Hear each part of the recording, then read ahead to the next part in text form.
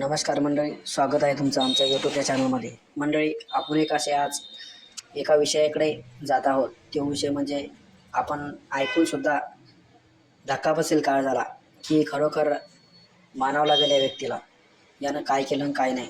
तर मंडळी बघूया. कर्ज फेडण्यासाठी विकावी लागली किडनी. शेवटी शेतकऱ्याच्या आरोपानंतर सावकारांना अटक. ग्राउंड रिपोर्ट समोर. सावकारांनी किडनी विकून पैसे दे असं सांगितलं होतं, त्यामुळे मी किडनी विकली असा आरोप रोशन मुळे या शेतकऱ्यांचा आरोप आहे. सावकारी कर्जात अडकलेल्या एका शेतकऱ्याने किडनी विकल्याचा धक्कादायक प्रकार चंद्रपूर जिल्ह्यात घडला आहे. रोशन मुळे असं 36 वर्षीय शेतकऱ्याचे नाव असून तो नागभीड तालुक्यातील मिथूर या गावी राहतो. आपण सावकारी कर्जाच्या विळख्यात अडकलोय असून त्यासाठी कंबोडिया या देशात जाऊन किडनी विकली असा आरोप शेतकऱ्याने केला. त्याचे व्हिडिओ समोर आल्यानंतर आम्ही दुसऱ्या दिवशी सकाळी मिथूर येथील त्यांच्या घरी पोहोचलो. यावेळी घरी पोलीससुद्धा उपस्थित होते. असा बोलण्यासाठी आम्ही विनंती केली, पण पोलीस तपास करत आहेत, मला आता या विषयावर काहीही बोलायचं नाही असं म्हणत त्याने बोलायला नकार दिला. पण त्याच्या वडिलांनी मात्र सावकारांचा कसा त्रास होता याबद्दल सांगितले.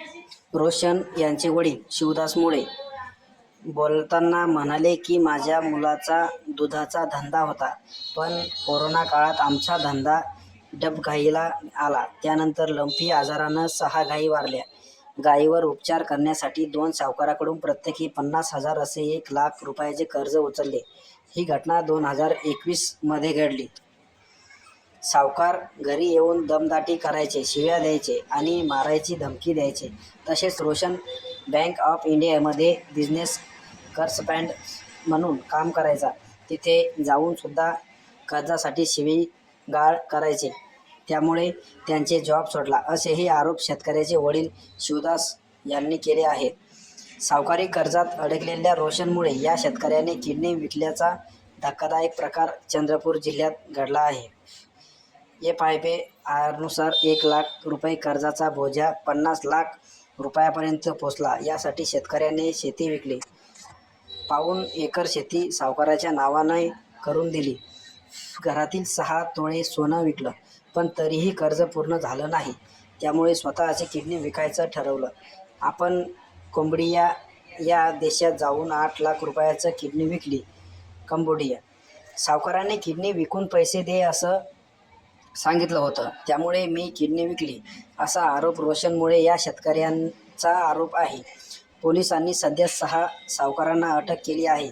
मनीष पुरुषोत्तम घाटबांधे, किशोर रामभाऊ बावनकुळे, लक्षण पुंडलिक उरकुडे, प्रदीप रामभाऊ बावनकुळे, संजय विठोबा बल्लारपुळे, सत्यवान रामतळ बोरकर असे आरोपी सावकारांचे नाव असून त्यांच्यावर अवैध सावकारी प्रकरणी गुन्हा दाखल करण्यात आले आहेत. पोलिसांना सावकार आणि शेतकऱ्यामध्ये काही व्यवहार झाल्याचे पुरावे सुद्धा मिळाले आहेत. या आरोपींना ब्रह्मपुरी कोर्टात हजर केले असता 20 डिसेंबरपर्यंत पोलीस कोठडी देण्यात आली आहे. डाव्या बाजूला किडनी नाही, वैद्यकीय अहवालातून स्पष्ट. स्थानिक माध्यमांना दिलेल्या व्हिडिओमध्ये शेतकरी रोशन कुळे सांगतात की सावकारी कर्जामुळे मी माझी किडनी विकली. 4 महिन्यापासून न्याय मागत आहे, पण कोणी तक्रार घेत नाही. मला फक्त माझे पैसे परत द्या एवढीच त्यांची मागणी होती.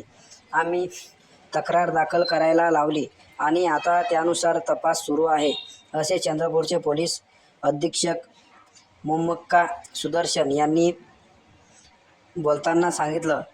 त्यांचे खरंच किडनी विकली का यांचा शोध घेण्यासाठी पोलिसांनी त्यांची बुधवार 17 डिसेंबरला वैद्यकीय चाचणी केली. यामध्ये त्याला डाव्या बाजूनी किडनी नसल्याचं स्पष्ट झालं आहे. पोलिसांना सावकार आणि शेतकऱ्यामध्ये काही व्यवहार झाल्याचे पुरावे सुद्धा मिळाले आहेत. पोलीस अधीक्षक सुदर्शन यांनी दिलेल्या माहितीनुसार शेतकऱ्याने चेन्नईतील एका डॉक्टरचं नाव घेतलं असून त्यानं किडनी विकायला मदत केल्याचं म्हटलं आहे. तो डॉक्टर रोशन यांना कंबोडिया पर्यंत घेऊन गेला, पण आत त्या डॉक्टरांची खरंच यामध्ये काही भूमिका आहे का याचा तपास पोलीस करत आहे. तसेच त्यांचे सावकारी कर्ज फेडण्यासाठी किडनी विकली की त्यांचा वैयक्तिक कामासाठी विकली, यामध्ये सावकाराचा काही दोष आहे का? किडनी विकायचे कुठले रॉकेट अस्तित्वात आहे का? या रॉकेटमार्फत किडनी विकली गेली का? या सगळ्यांचा तपास पोलीस करत आहेत, अशीही माहिती सुदर्शन यांनी दिली. आरोपींच्या नातेवाईकाचं म्हणणं काय आहे? पोलिसांनी अटक केलेल्या 6 आरोपींपैकी आम्ही संजय बल्लारपुरे यांच्या पत्नी सपना बल्लारपुरे यांना भेटलो. त्या म्हणाल्या, माझा नवरा बिअर शॉप चालवतो. कोणाला गरज असेल तर पैसे देतो, पण व्याजाने पैसे देत नाही. या रोशन नावाच्या व्यक्तीला त्यांनी पैसे दिले नव्हते. आरोपीमध्ये जे इतर लोक आहेत ते माझ्या नवऱ्याच्या दुकानात येईन बसायचे, म्हणून त्याचं सुद्धा नाव यात फसवलं आहे, असं सपना म्हणाल्या. इतर आरोपींच्या कुटुंबियाची प्रतिक्रिया घेण्याचा प्रयत्न केला आम्ही, पण त्यांची प्रतिक्रिया मिळू शकली नाही. ती आपल्यावर अपडेट करण्यात येईल.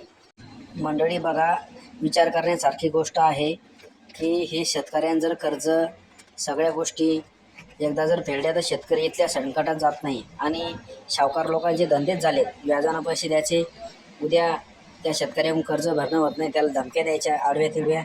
आता इथून पुढे ज्या सावकार लोकांकडे लायसन असलं तर त्यालाच शासनानं अनुमती द्यावं, ज्याच्याकडे लायसन नसतील त्याला सरळ सरळ अटक केले तरी चालतील. आता या शेतकऱ्याची किडनी गेली, शेवटी याची प्राण का काय, समोर काय होणार याची आपल्याला सुद्धा माहिती नाही या गोष्टीची. पण इथून पुढे शासनाने पण या गोष्टीवर चांगलं लक्ष घालावं. आता विचार करासारखी गोष्ट आहे, जर आपल्या शरीराचा एक एक पार्ट विकायचा आणि सावकार लोकांचं कर्ज फेडायचं तर एक विषय एका मिनिटाचा असेल तर जगायचं कशासाठी? जर शरीराचे पार्ट विकून जर कर्ज फेडायचं म्हणल्यावर कोणासाठी जगायचं? हा प्रश्न सर्वात मोठा उपस्थित झाला या ठिकाणी. आता या शेतकऱ्याने स्वतःची किडनी विकली, उद्या दुसरा पार्ट विकेल, उद्या त्याचे न सडता दुसऱ्या आपल्या घरच्यांची सुद्धा विकू शकतो. जर कर्ज जर फेडायला जात असेल तर कर्ज झाले काय, कसे काय, हे आपल्यालाही सुद्धा माहिती नाही. आता शासन याच्यामध्ये काय न्याय तोडगा काढेल हे आता समोरच्या व्हिडिओमध्ये आपण आल्यानंतर टाकू. आमचा व्हिडिओ आवडल्यास आमच्या व्हिडिओला लाईक, सबस्क्रायबर आणि शेअर जरूर करा. धन्यवाद मंडळी.